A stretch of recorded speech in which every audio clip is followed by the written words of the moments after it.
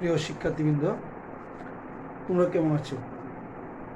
আশা করি তোমরা ভালোই আছো এবং বাসায় নিরাপদে আছো। সরকারি জিল্লুর রহমান মহিলা কলেজ, ভৈরব, কিশোরগঞ্জ তোমাদের জন্য অনলাইন ক্লাস কার্যক্রম গত 4 মাস যাবৎ চালু রেখেছে ব্যবস্থাপনা বিভাগ, সরকারি জিল্লুর রহমান মহিলা কলেজ। এরই ধারাবাহিকতায় তোমাদের জন্য নিয়মিতভাবে অনলাইন ক্লাস কার্যক্রম পরিচালনা করে যাচ্ছে।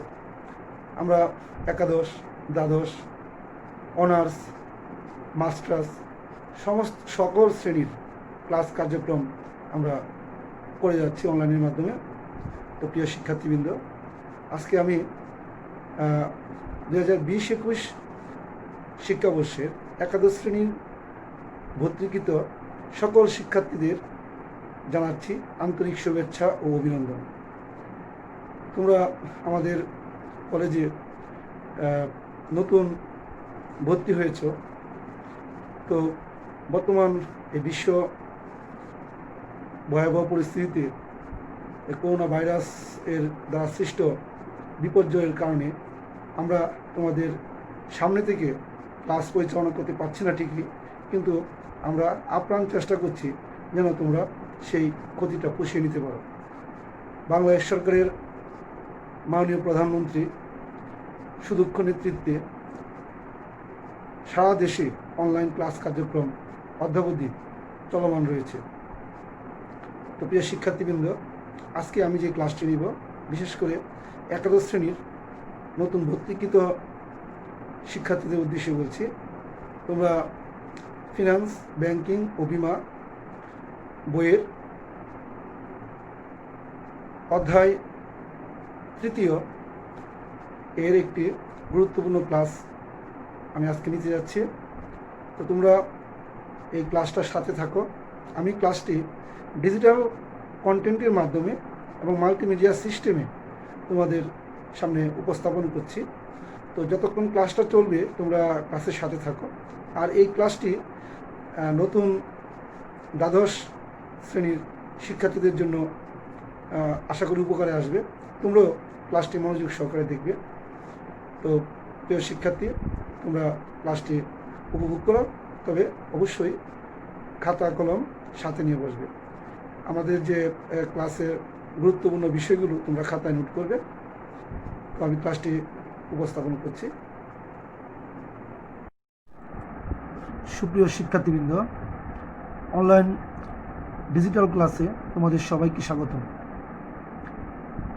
আমি প্রথমেই আমার পরিচয় পর্বটা তোমাদের সাথে সেরে নিচ্ছি। আমি খোকন রায়, প্রভাষক ও বিভাগীয় প্রধান, ব্যবস্থাপনা বিভাগ, সরকারি জিল্লুর রহমান মহিলা কলেজ, ভৈরব, কিশোরগঞ্জ। আজকে আমরা যে বিষয়ের উপর ক্লাস নিব, আমরা পাঠ পরিচিতি পর্বটা সেরে নিই। আজকে আমরা একাদশ ও দ্বাদশ শ্রেণীর ফিনান্স, ব্যাংকিং ও বিমা প্রথম পত্র অধ্যায় 3 অর্থের সময়মূল্য। আজকে ক্লাসটি হচ্ছে 4র্থ ক্লাস। তো আমরা ইতিমধ্যেই 3টি ক্লাস এই চ্যাপ্টারের সুসম্পন্ন করেছি। তো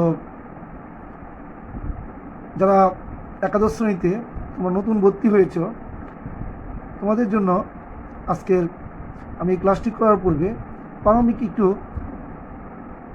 আলোচনা করে নিই যে অর্থের সময়মূল্য। তোমরা নবম, দশম শ্রেণীতে নিশ্চয়ই যারা ফিনান্স, ব্যাংকিং ও বিমা বিষয়টি পড়েছ, তো এখানে অর্থের সময়মূল্য কী? আমরা জানি যে সময় পরিবর্তনের সাথে সাথে অর্থের মূল্যের যে পরিবর্তন ঘটে সেটাই হচ্ছে অর্থের সময়মূল্য। অর্থাৎ আজকে যে টাকাটা, সেই টাকাটা মূল্য আবার 1 বছর পরে যে টাকা, সেই টাকার মূল্যের মধ্যে অবশ্যই পার্থক্য ঘটবে। এই যে পার্থক্য, সেই পার্থক্যটা হচ্ছে অর্থের সময়মূল্য। তো আমরা আজকে অর্থের সময়মূল্যের 4র্থ ক্লাসটি করব। তোমরা মনোযোগ সহকারে ক্লাসটির সাথে থাকো। আজকে ক্লাসে তোমাদের অর্থের সময়মূল্য এর গাণিতিক সমস্যার সমাধানের মাধ্যমে সৃজনশীল প্রশ্নের অনুশীলন করব। তো সৃজনশীল প্রশ্নের অনুসরণ করব, এরই মাধ্যমে আমরা আজকের ক্লাসের কয়েকটি বিষয় শিখতে পারব। তো আমরা উদ্দীপকটি দেখে নেই। প্রিয় শিক্ষার্থীবৃন্দ, তোমরা উদ্দীপকটি লক্ষ্য করো। জনাব আসলাম 5 লক্ষ টাকা 5 বছরের জন্য একটি ব্যাংকে জমা রাখতে চান। তার নিকট দুটি বিকল্প আছে। যমুনা ব্যাংকে 15% হারে মাসিক চক্রবৃদ্ধি সুদ প্রদান করবে। যমুনা ব্যাংকে যদি টাকাটা সে রাখে, তাহলে যমুনা ব্যাংক তাকে 15% হারে মাসিক চক্রবৃদ্ধি সুদ প্রদান করবে। এবং প্রাইম ব্যাংকে 16% হারে বার্ষিক চক্রবৃদ্ধি সুদ প্রদান করবে। আবার তার সামনে আরেকটা বিকল্প কি, যে প্রাইম ব্যাংকে যদি রাখে, প্রাইম ব্যাংক তাকে সুদ দিবে 16% হারে, তো সেটা দিবে বার্ষিক চক্রবৃদ্ধি সুদ, আর যমুনা ব্যাংক দিবে মাসিক চক্রবৃদ্ধি সুদ। তো আমরা উদ্দীপকটি পড়লাম। তো এখান থেকে 4 ধরনের প্রশ্ন করা হয়েছে। আমরা জানি যে জ্ঞানের 4টি স্তর। প্রথম স্তরটি হচ্ছে জ্ঞানমূলক প্রশ্নের, তারপর অনুধাবন, তারপর গ নম্বরে প্রয়োগ, এবং সর্বশেষ উচ্চতর দক্ষতা। এই উদ্দীপকে আমরা 4টি জ্ঞান স্তরের ঠিক 4টি স্তরেই আমরা প্রশ্ন এখানে রেখেছি। তোমরা মনোযোগ সহকারে লক্ষ্য করো। ক নম্বর প্রশ্ন, চক্রবৃদ্ধি সুদ কী? তো আমরা জানি যে জ্ঞানমূলক প্রশ্ন সাধারণত আমাদের জ্ঞানে থাকবে, এটা আমরা আগে থেকে জানবো, আমরা মুখস্থই থাকবে এটা। চক্রবৃদ্ধি সুদ কী? তো আমরা পরবর্তী স্লাইডে ক নম্বর প্রশ্নের আনসারটা দেখে নিই।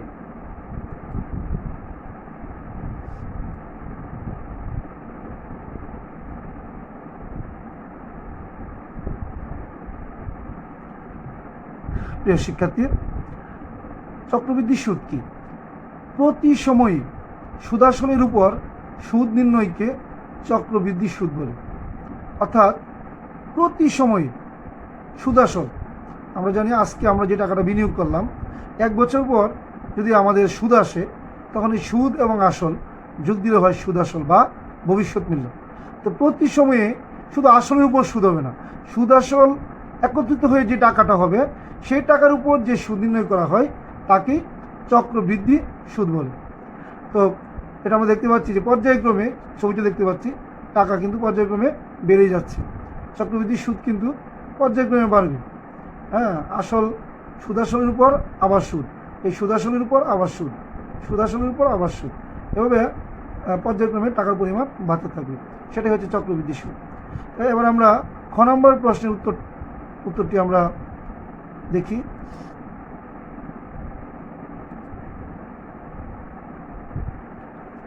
খ নম্বর প্রশ্নটি ছিল, অর্থের সময় মূল্য বলতে কি বুঝো? এটা হচ্ছে অনুধাবন। তো আমরা অর্থের সময় মূল্য ক্লাসের শুরুতে আমরা আলোচনা করেছি যে অর্থের সময় মূল্য বলতে সময় পরিবর্তনের সাথে সাথে অর্থের মূল্যের যে পরিবর্তন হয় সেই ধারণাকে বোঝায়। তো অর্থের সময় মূল্যের সাথে সুদের হার, বাট্টার হার, সময়, বিনিয়োগকৃত অর্থ বা আসল ইত্যাদি বিষয় জড়িত থাকে। অর্থের সময় মূল্যের উদ্দেশ্যই হল নগদ প্রবাহের প্রকৃত মূল্যায়ন, প্রকল্প নির্বাচন, মূলধন বাজেটিং, ঝুঁকি গ্রহণ, নিয়ন্ত্রণ, বিনিয়োগ সিদ্ধান্ত গ্রহণ, মূলধন ব্যবস্থাপনা ইত্যাদি। তো অর্থের সময় মূল্য ধারণা অর্থায়নের ক্ষেত্রে মৌলিক ধারণা হিসেবে গণ্য হয়। তো আমরা অর্থের সময় মূল্য বলতে আমরা মোটামুটি যেটা বুঝতে পারলাম সেটা হচ্ছে যে সময় তো পরিবর্তন হবেই, পরিবর্তনের সাথে সাথে মূল্যেরও একটা পরিবর্তন ঘটবে, সেটাই হচ্ছে অর্থের সময় মূল্য। তো এখানে যে বিষয়গুলো আমরা আলোচনা করলাম, যে সুদের হার, বাট্টার হার, সময়, বিনিয়োগকৃত অর্থ বা আসল ইত্যাদি বিষয় একসাথে জড়িত আছে। আর অর্থের সময় মূল্যের উদ্দেশ্য কি? যে নগদ প্রবাহের প্রকৃত মূল্যায়ন করা, প্রকল্প নির্বাচন করা, মূলধন বাজেটিং প্রস্তুত করা, ঝুঁকি গ্রহণ, নিয়ন্ত্রণ, বিনিয়োগ সিদ্ধান্ত গ্রহণ, মূলধন ব্যবস্থাপনা, এই সকল বিষয় সুসম্পন্ন করাই অর্থের সময়মূল্যের মুখ্য উদ্দেশ্য। তো আমরা এতক্ষণ অর্থের সময়মূল্য বলতে কী বুঝো অনুধাবন প্রশ্নে আমরা একটু বোঝানোর চেষ্টা করলাম। তো প্রিয় শিক্ষার্থী, তোমরা পরীক্ষায় ঠিক এভাবেই একটু বিস্তারিত আলোচনা করে অনুধাবনের প্রশ্নটি আনসার করবে। এখানে জ্ঞানও থাকবে এবং তোমাকে বুঝিয়ে দিতে হবে। তো পরবর্তী প্রশ্নে আমরা চলে যাই। গ নম্বর প্রশ্ন, প্রয়োগ।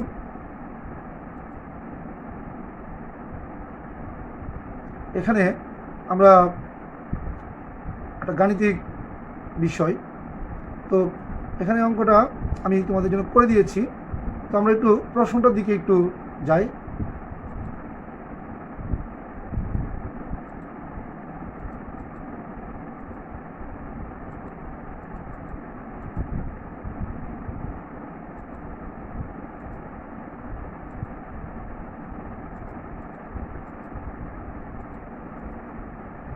প্রিয় শিক্ষার্থী, তুমি লক্ষ্য করো, জনাব আসলাম মেয়াদ শেষে যমুনা ব্যাংক থেকে কত টাকা পাবেন। এই যে জনাব আসলাম যমুনা ব্যাংকে 15% হারে মাসিক চক্রবৃদ্ধি সুদ প্রদান করবে। তার যে দুটো বিকল্প আছে, একটা বিকল্প হচ্ছে যমুনা ব্যাংক তাকে 15% হারে মাসিক চক্রবৃদ্ধি সুদ প্রদান করবে। তো গ নম্বর যে প্রয়োগ, সেখানে আমরা যে প্রশ্নটা রাখলাম, জনাব আসলাম মেয়াদ শেষে অর্থাৎ 5 বছর শেষে যমুনা ব্যাংক থেকে কত টাকা পাবেন, এটা কিন্তু মাসিক চক্রবৃদ্ধি সুদ। তো আমরা এবার সরাসরি অঙ্কের সলিউশনে চলে যাই।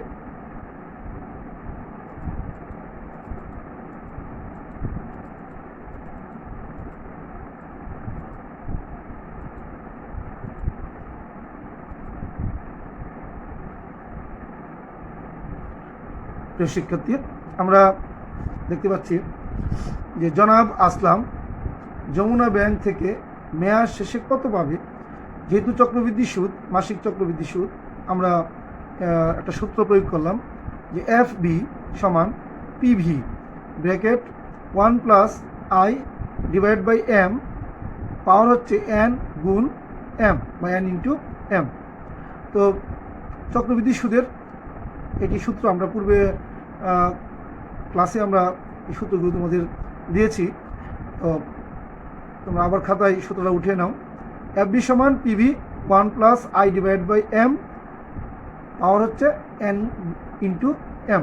আমরা সূত্র পরিচিতি পরীক্ষা যখন অঙ্ক করবো অবশ্যই সাইডে তোমার সূত্র পরিচিতি দিয়ে দিবে। FB মানে ফিউচার ভ্যালু, বাংলা হচ্ছে ভবিষ্যৎ মূল্য। যেহেতু আমাকে 5 বছর শেষের মূল্যটা বের করতে হবে, অর্থাৎ ভবিষ্যৎ মূল্য বের করতে হবে, এটা প্রশ্নবোধক। PV মানে প্রেজেন্ট ভ্যালু, মানে বর্তমান মূল্য।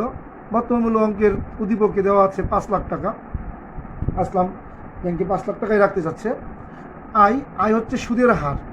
তো সুদের হার কত পার্সেন্ট?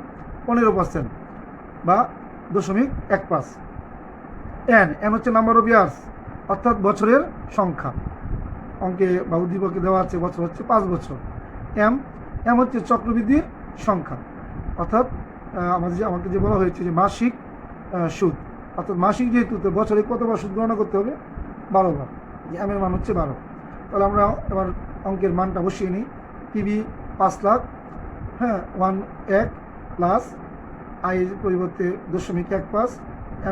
এম এর মান হচ্ছে 12 আর এন এর মান হচ্ছে 5 ইন্টু এম এর মান 12। তো 5 লাখ আমরা পয়েন্ট যে 1.5 এটাকে 12 ধরনের ভাগ করলাম, ভাগ করলে যেটা হয় 0.0125। আর এখানে 5 আর 12 গুণ দিলে হয় 5 12 60। তো পরের লাইনে 5 লাখ 1.0125, পাওয়ার হচ্ছে 60।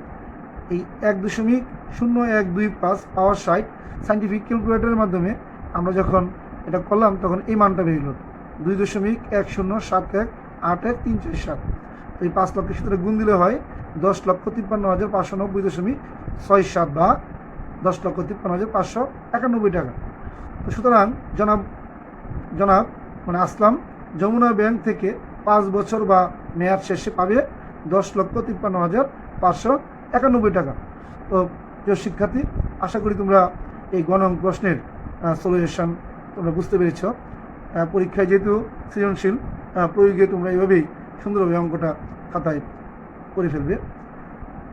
এবার আমরা ঘ নম্বর প্রশ্নের মানে উচ্চতর দক্ষতার প্রশ্নের আনসারটি জানব।